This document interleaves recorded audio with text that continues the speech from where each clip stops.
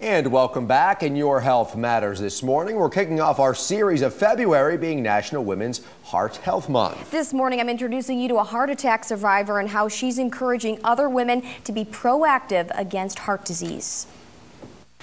Nancy Johnson of Traverse City is active in her community. She's the coordinator of a local food pantry and even volunteers at area events. Plus, she makes sure to stay physically in shape. Always some kind of exercise, whether it's indoors or outdoors. It was actually a month after one of her favorite activities, a bike tour from Lansing to St. Ignace, that Nancy suffered a heart attack 14 years ago. I went to bed and I felt very bad, and I realized after a couple hours that something was really wrong.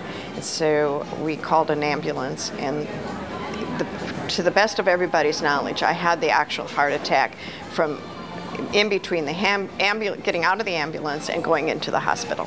Heart disease runs on both sides of Nancy's family. In fact, her father died of a heart attack when he was only 58. Nancy was 52 when she had her heart attack. Plus, this past Memorial weekend, Nancy had surgery after her doctor did a heart catheterization and found a problem. I was having problems breathing, particularly in the winter, and then it just continued all into the spring. And I passed my stress test, but Dr. Clayton felt that there was a problem, and he did a heart catheterization and found the problem.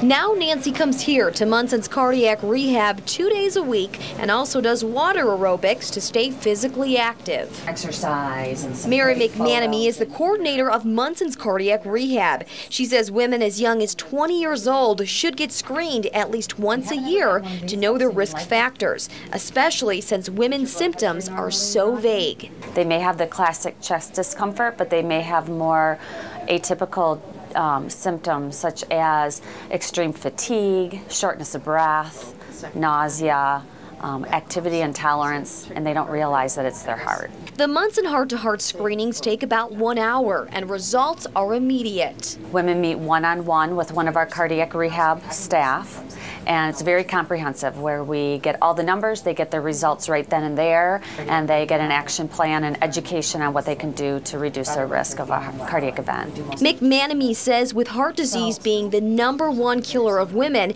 symptoms can be deceiving, which is why all women need to take the disease seriously. It may be hereditary, and they don't know that some of their numbers are off and that they're at risk for heart disease. They may not have the obvious risk factors. Maybe they don't smoke and maybe they eat healthy, but they don't realize that their blood levels could be off, their lipid profile could be off. Do the best you can to prevent it and get regular screening. Nancy does this on a regular basis, and she's not giving up anytime soon. I look at it as, oh, I've recovered, let's get going, let's get on with life. I'm not going to sit back and watch the world go by. In Traverse City, Melissa Smith, 7 and 4 News. And obviously such a positive outlook. And just a side note, for those who can't afford the heart-to-heart screenings, there are grants available through Munson's Cardiac Care Fund. The money is being raised through community events that promote heart disease awareness all month long. And for a complete list of these events taking place, guess where they can go? They can go to our website. That's right, upnorthlive.com.